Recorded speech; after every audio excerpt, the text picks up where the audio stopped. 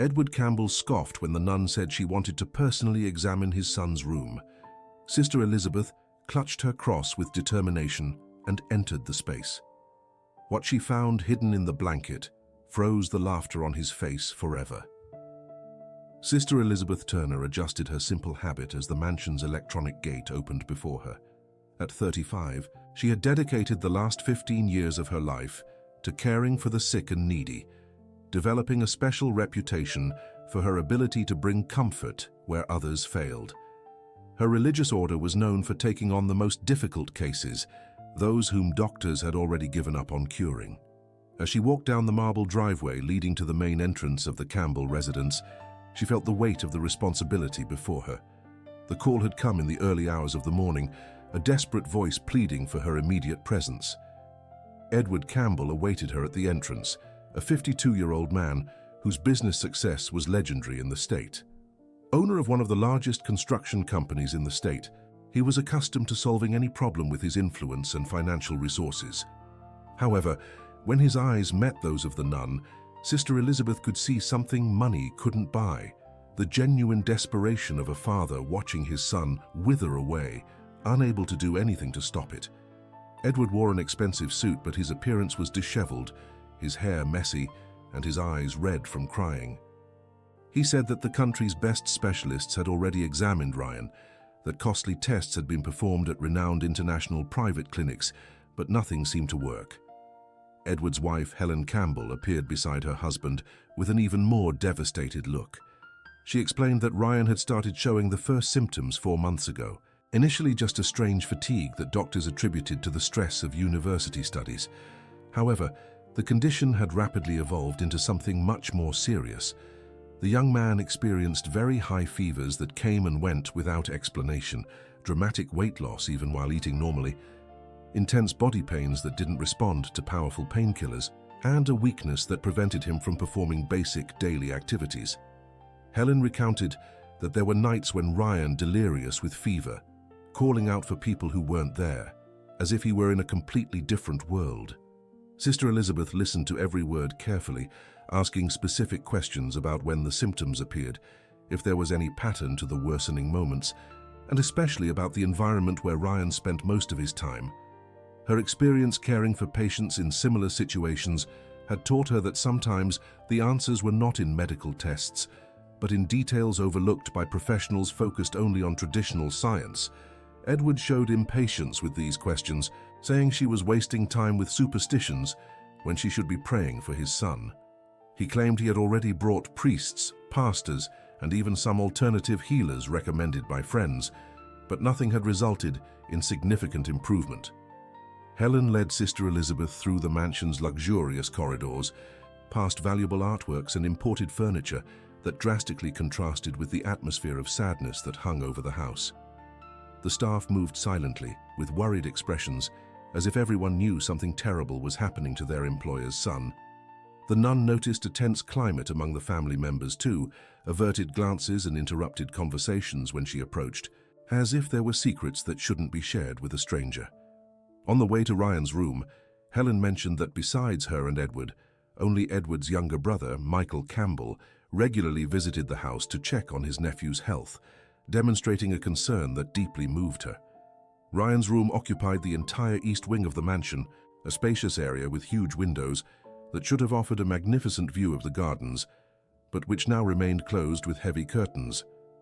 Gloom dominated the environment, creating an oppressive atmosphere that contrasted with the young and modern decor that still evidenced the vibrant personality the young man had lost. Sister Elizabeth observed the room's details. A bookshelf full of engineering books, diplomas and academic merit certificates hanging on the walls, sophisticated sound equipment, and a guitar propped in a corner, all covered by a thin layer of dust that indicated the forced abandonment of activities that once gave meaning to the young man's life. Ryan lay on the bed, a king-size bed with Italian silk sheets that his parents had specially imported to provide greater comfort during his recovery.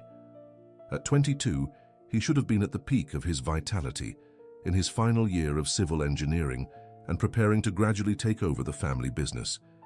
Instead, Sister Elizabeth found a young man with pale, yellowish skin, deep, dull eyes, and hair that was once thick and well-groomed, now thin and lifeless. He weighed at least 40 pounds less than normal, and his breathing was labored, as if every movement required a supernatural effort. When she approached the bed, Ryan tried to smile, but even that simple gesture seemed to drain his few remaining energies. Helen explained that the symptoms followed a perplexing pattern that no doctor could adequately explain. During the day, especially in the early morning hours, Ryan showed a relative improvement, able to converse and even eat small portions of food. However, as the hours passed, an inexplicable fatigue took over his body, accompanied by intense muscle pains that made him involuntarily groan. Fevers usually arrived in the late afternoon, quickly rising to dangerous levels that required constant medical intervention with medication and cold compresses. During these fever crises, Ryan entered states of delirium where he spoke disconnected things, sometimes in languages. Helen swore she had never heard her son speak before, as if a completely different personality had taken over his body. Edward entered the room carrying a folder full of medical exams and specialist reports, documents representing a fortune spent in search of answers that simply did not exist in conventional medicine. He showed Sister Elizabeth the results of CT scans, MRIs, highly complex blood tests, and even biopsies that had been performed in an attempt to find a tumor or infection. All results were inconclusive or normal, which made the situation even more desperate for a family accustomed to finding solutions through financial resources and social influence. Edward said he had consulted doctors in New York, Los Angeles, and even abroad, spending over $500,000 on experimental treatments that produced no significant results. Sister Elizabeth approached the bed and held Ryan's hand, immediately feeling an abnormally low temperature on the young man's skin, despite him obviously having a fever. She also noticed a strange energy in the environment, a feeling of weight and oppression that she could not rationally explain, but which her spiritual experience had taught her to recognize as a sign that negative forces were at play in that place. Ryan managed to whisper that he felt as if something was draining his vital energy day after day, as if an invisible presence was slowly stealing his will to live. He said he had disturbing dreams every night, visions of shadowy figures pursuing him in dark corridors, and that he always woke up weaker than he had slept, as if rest, instead of restoring his strength, actually diminished it even further. After the initial prayer by Ryan's bedside, Sister Elizabeth asked to be left alone in the room for a few minutes, explaining that she needed to concentrate to seek deeper spiritual guidance. Edward showed reluctance to leave her alone with his son, questioning if it was really necessary, but Helen convinced him that there was no harm in trying this approach. When the door closed, leaving only the nun and the young patient in the room, she began to feel even more intensely that disturbing energy she had noticed from the moment she entered the room. It was as if the very air was charged with a palpable negativity, a sensation she had experienced only a few times in her years of working with people in extreme situations of suffering. Sister Elizabeth walked slowly around the room, passing her hands over Ryan's personal objects, trying to feel if any of them emanated the strange energy she sensed in the environment. Her intuition, developed through years of caring for people in hospitals and nursing homes, had become a valuable tool for detecting aspects of human suffering that escaped traditional medical analysis. She had learned that sometimes the causes of the most mysterious illnesses were not just in the physical body, but in external influences that affected people's energetic and spiritual balance. During her religious formation, she had studied documented cases of illnesses that originated from subtle environmental factors, which could only be perceived by people with special sensitivity to this type of phenomenon. As she approached the bed, the feeling of oppression intensified dramatically, as if she were walking towards the epicenter of an invisible storm. Ryan, even in his weakened state, confirmed that he felt something strange specifically when he was lying down, as if the bed itself was contaminated by some malevolent force. He said he had tried to sleep in other places in the house, on the living room sofa, or even on the floor of his own room, but his parents always forced him back to bed, arguing that he needed proper comfort to recover. Ironically, every time he spent a few hours away from the bed, he felt a temporary improvement in his symptoms, but this observation had been dismissed by doctors as a subjective impression without scientific basis. Sister Elizabeth decided to examine the bed more closely, starting with the mattress and then the pillows and blankets.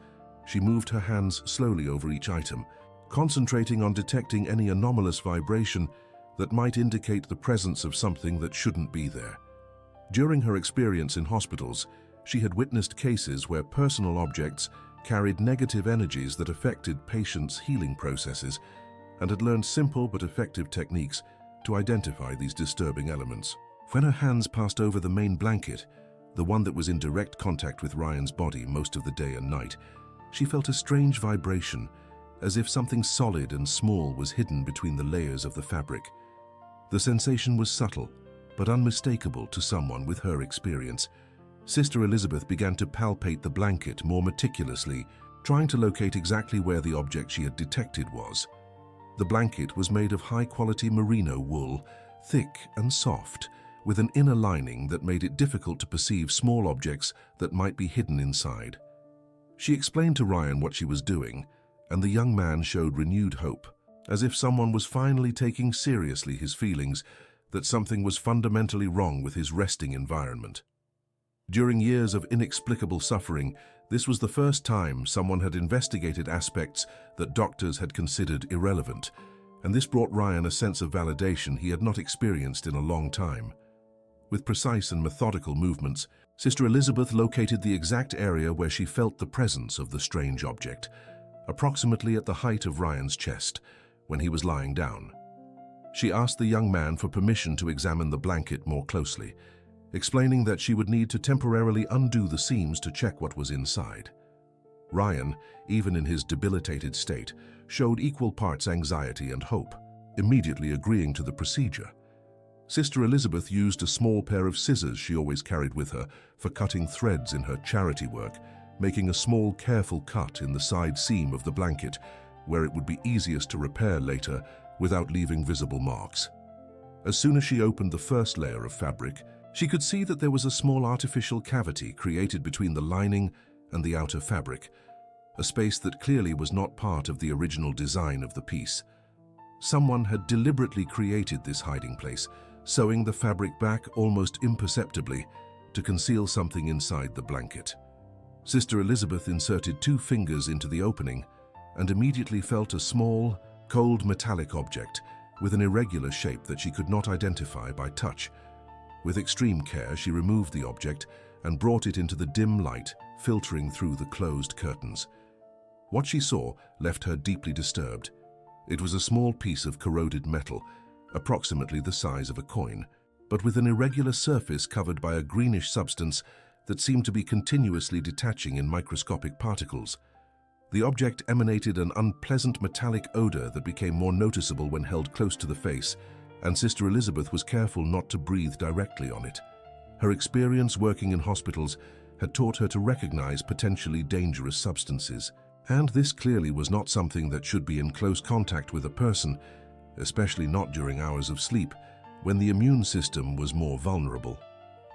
Ryan tried to sit up in bed to get a better look at what had been found, and even in his weak state he managed to express his indignation and confusion. He said he had never seen that object before, and had no idea how it could have ended up inside his blanket, a piece he had been using for at least 6 months, ever since his parents had bought it, especially for his comfort during his illness. Sister Elizabeth carefully wrapped the object in a tissue, taking care not to directly touch the greenish substance that seemed to be continuously detaching from its surface. She explained to Ryan that this was definitely not something that should be in contact with the human body, and that the strategic location of the object, very close to where his vital organs were during sleep, suggested a malevolent intention on the part of whoever had placed it there. The discovery brought a mixture of relief and horror to the young man. Relief at finally having a tangible explanation for his suffering, but horror at realizing that someone close enough to have access to his room had deliberately tried to harm him in such a subtle and cruel way. The bedroom door burst open as Edward and Helen entered, concerned about the nun's delay in her spiritual investigation.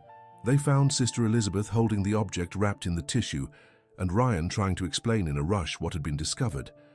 Edward initially showed skepticism, questioning if it couldn't just be a piece of metal that had detached from the bed frame or some furniture in the room. Helen, however, immediately recognized the gravity of the situation when she saw the corroded and obviously toxic state of the object. As a mother, her protective instinct instantly made her understand that it represented a real threat to her son's health, and she demanded to know how that item had ended up inside Ryan's blanket.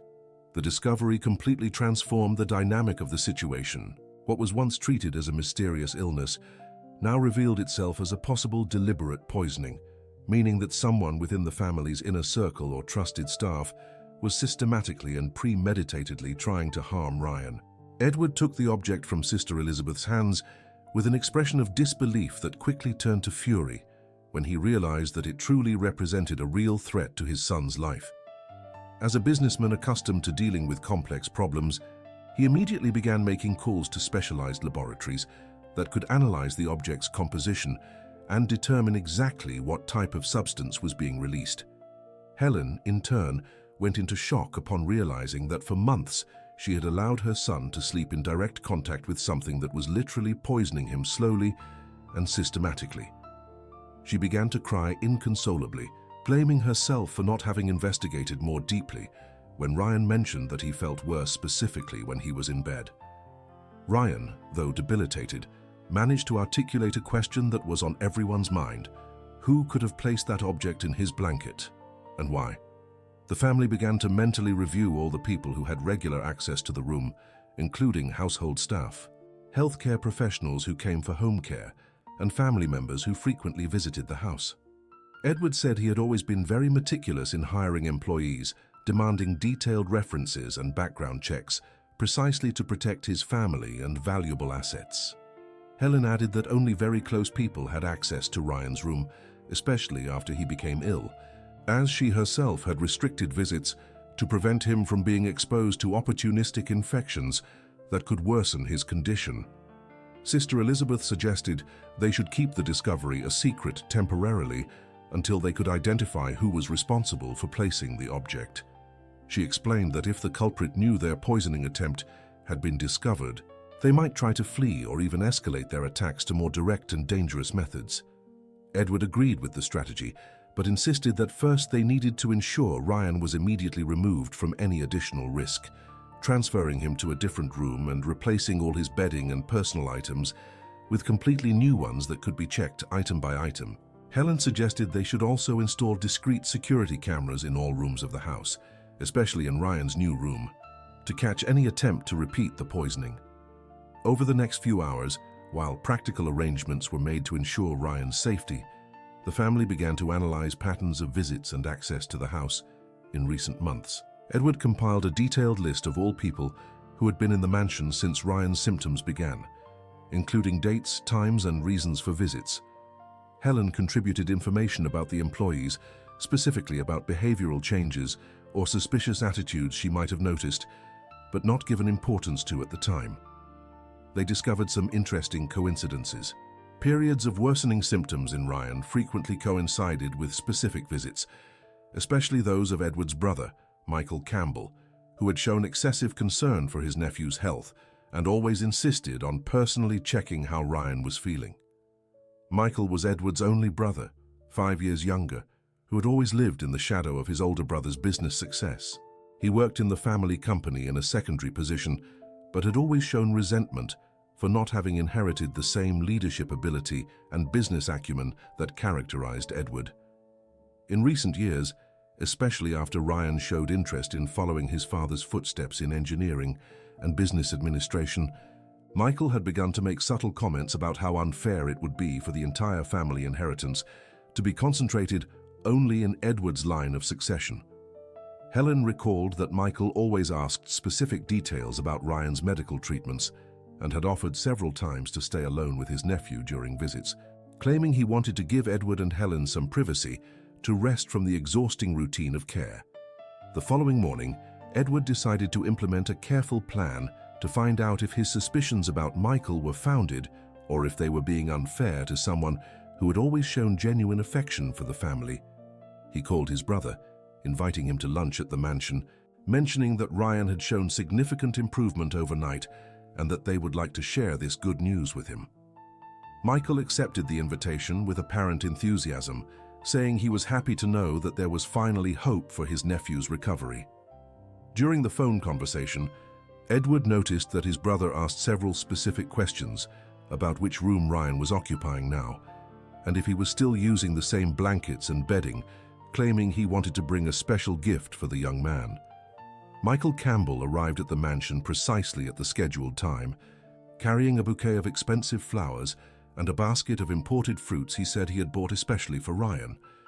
He was a 47-year-old man, well-dressed and with polite manners, but who always carried a slightly bitter expression when near his more successful brother. In recent years, he had accumulated considerable debts due to unsuccessful investments in his own businesses. He had tried to establish outside the family company and relied increasingly on the salary he received working for Edward.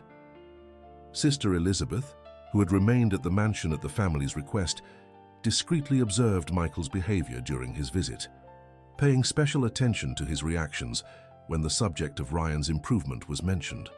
During lunch, Michael showed what seemed like exaggerated concern with specific details about Ryan's medical condition, asking questions about exactly which symptoms had decreased and if doctors had any explanation for the sudden improvement. Edward and Helen responded vaguely, saying only that the young man had slept better the night before and seemed more animated in the morning. Michael insisted on visiting his nephew personally, claiming he wanted to see with his own eyes the improvement he had so eagerly awaited. Helen said that Ryan was resting in a different room, as they had decided to change his environment to see if it contributed to his recovery, but that Michael could see him later in the afternoon. Sister Elizabeth noticed that when Helen mentioned the change of room, Michael showed an almost imperceptible reaction of tension, slightly furrowing his brows as if that information had disturbed him in some way. She also observed that he seemed to be constantly looking in the direction of Ryan's original room, as if he was worried about something specific he had left there. During dessert, Michael mentioned that he had brought a special blanket that a spiritual healer friend had blessed specifically to aid in the recovery of sick people, and that he would like to place it on Ryan's bed as additional spiritual protection.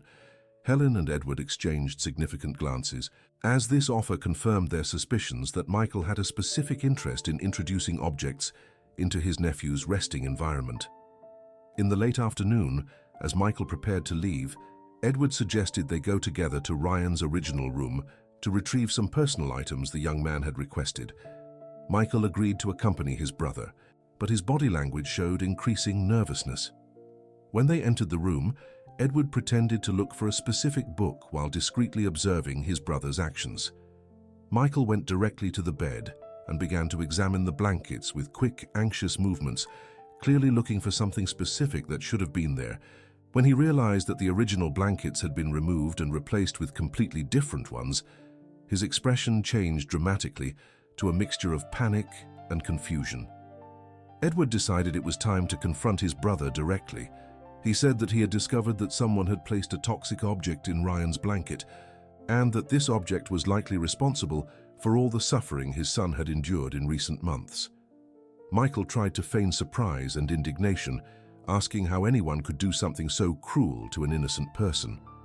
However, his performance was not convincing enough to fool Edward, who had known his brother his entire life and could tell when he was lying. The tension in the room intensified when Edward said he was already sure who was responsible for the poisoning, and that he was just giving that person an opportunity to confess voluntarily before more concrete evidence was presented. Under increasing pressure and realizing his deception had been discovered, Michael finally collapsed emotionally and confessed the whole truth about his diabolical plan to slowly poison his nephew. Between tears of anger and despair, he revealed that he had meticulously planned the poisoning for months, researching ways to cause a gradual deterioration of Ryan's health that could not be detected by traditional doctors. The object he had hidden in the blanket was a special metal alloy that released toxic vapors when heated by body warmth, causing exactly the symptoms Ryan had presented: fatigue, fevers, weight loss, and general deterioration of physical health. Michael explained that he had obtained this substance through dubious contacts on the black market, people who specialized in providing undetectable poisons to individuals with criminal intentions. The motivation behind the crime was a complex mixture of envy, resentment, and financial desperation that had accumulated during years of unfavorable comparisons with Edward's success. Michael revealed that he was going bankrupt due to disastrous investments and owed enormous sums to dangerous loan sharks who had begun to threaten his life. He had calculated that if Ryan died, Edward would be too devastated to have other children, and eventually the family inheritance would be divided between him and his older brother. Furthermore, with Ryan out of the way, he hoped to gradually take on more responsibilities in the family business, positioning himself as the sole natural heir to the businesses Edward had built. The plan was long-term. He intended to continue the poisoning for a few more months until Ryan died, apparently of natural causes. A mysterious illness that no doctor had been able to cure. Edward listened to the full confession in a state of absolute shock, barely able to believe that his own brother was capable of such cruelty and betrayal. Helen, who had come upstairs to check what was happening when she heard raised voices, entered the room at the exact moment Michael finished explaining all the sordid details of his murderous plan. She began to scream in horror and indignation, saying she had never imagined that someone from their own family could try to murder Ryan in such a cowardly and prolonged manner. Edward had to physically restrain her to prevent her from attacking Michael, while mentally processing the magnitude of the betrayal he had discovered. Sister Elizabeth, who had accompanied Helen to the room, was deeply saddened to witness how the love of money had completely corrupted the heart of a man who should protect and love his family. Michael tried to justify his actions by saying he had no other alternative, that the loan sharks would have killed him and his wife if he couldn't pay his debts in a few months. He claimed that Edward had always had everything in life: business success, a perfect family, social recognition, while he had always struggled in the shadow of his more talented brother. For years, he had watched Edward accumulate wealth and prestige, while he himself repeatedly failed in all his ventures, always being seen as the less capable, less intelligent, less deserving brother. When he learned that Ryan was preparing to enter the family business and eventually take over its leadership, Michael saw his last hopes for professional advancement completely vanishing, which led him to the desperate decision to eliminate his nephew. Edward said he would call the police immediately, but Michael pleaded that he at least be allowed to explain the situation to his wife before being arrested. He revealed that she knew nothing about the plan and was equally desperate about the family's financial situation, but would never approve of murder as a solution to their problems. Sister Elizabeth suggested that before any legal action, they should focus on ensuring Ryan received immediate medical treatment to neutralize the effects of the poisoning he had suffered for months. She said that human justice would come in its due time, but that the absolute priority should be the complete recovery of the young man who had been an innocent victim of so much malice and family selfishness. With the toxic object finally removed from his environment and the source of his poisoning eliminated, Ryan began to show signs of recovery within the first 24 hours after the discovery. Edward immediately contacted the country's best toxicologists, explaining the situation and requesting specific treatment to neutralize the effects of the substance that had been identified in the lab as a heavy metal alloy, specifically designed for slow release of harmful vapors. The doctors were impressed by the sophistication of the poisoning method, commenting that they had rarely seen something so elaborate and cruel in their careers. They immediately initiated an intensive detoxification protocol that included chelation to remove the heavy metals accumulated in Ryan's body, as well as vitamin supplementation and nutritional support to restore the damage caused to his bodily systems. Helen remained constantly by her son's side during the first weeks of treatment, observing with joy and relief every small sign of improvement in his condition. The first significant change was the return of Ryan's normal appetite, which had drastically decreased during the months of poisoning. He was able to eat full portions of meals again, without feeling nausea or discomfort, and his weight began to stabilize after months of constant loss. The mysterious fevers that had tormented his nights also ceased completely, allowing him to finally get restful sleep without the delusions and nightmares that had haunted him. Edward hired specialized physical therapists to help Ryan gradually regain his muscle strength and physical endurance, which had been severely compromised during the period of prolonged intoxication. Sister Elizabeth visited the mansion daily during this recovery period, offering spiritual support not only to Ryan, but to the entire family dealing with the trauma of discovering that a loved one had attempted murder. She led prayer and reflection sessions that helped Edward and Helen process their conflicting emotions regarding Michael, the justified anger over the attempted homicide, but also the sadness of seeing a family member destroy himself through such terrible choices. Ryan, surprisingly, showed more ease in forgiving his uncle than his own parents, explaining that his near-death experience had given him a different perspective on the importance of releasing resentment to move forward with life in a healthy way. During the weeks of recovery, the family also had to deal with the legal implications of the attempted poisoning. Edward had initially planned to criminally prosecute Michael, seeking the maximum possible penalty for attempted murder, but as the days passed and Ryan recovered, he began to question whether this would truly be the best path for family healing. Sister Elizabeth shared with them stories of other families she had accompanied in situations of betrayal and violence, explaining that sometimes restorative justice could be more effective than punitive justice in promoting true reconciliation and healing. She suggested they consider alternative forms of accountability that could help Michael fully understand the harm he had caused, while also protecting the family from future attempts at violence. Michael, in turn, was completely destroyed by the guilt and shame of his actions. After his confession, he had voluntarily surrendered to the authorities and was fully cooperating with the investigation, providing all the details about how he had obtained the toxic substance and planned the poisoning. He spent days writing letters of apology to Ryan and Edward, trying to explain how he had allowed desperation and envy to transform him into someone unrecognizable. His wife, upon discovering the truth, had been devastated and initially considered divorce, but also sought spiritual guidance to decide how to proceed. Sister Elizabeth was asked to counsel her during this difficult period, helping her understand that she was not responsible for her husband's criminal choices, but that she also had the opportunity to be an instrument of redemption if she chose to support Michael's process of genuine repentance and personal transformation. After 2 weeks of intense reflection and many conversations with Sister Elizabeth about forgiveness and family reconciliation, Edward made a decision that surprised everyone. Instead of pursuing the full criminal process against Michael, he would opt for an approach that combined legal accountability with an opportunity for personal redemption. He explained that he would prosecute his brother for attempted poisoning, but would recommend to the judge an alternative sentence that included extensive community service in hospitals and long-term care facilities where Michael could witness firsthand the suffering he had tried to inflict on Ryan. Edward said he wanted his brother to truly understand the value of human life and the devastating impact of his actions, not just through punishment, but through the direct experience of caring for vulnerable and sick people. Ryan, whose recovery continued to progress rapidly, fully supported his father's decision.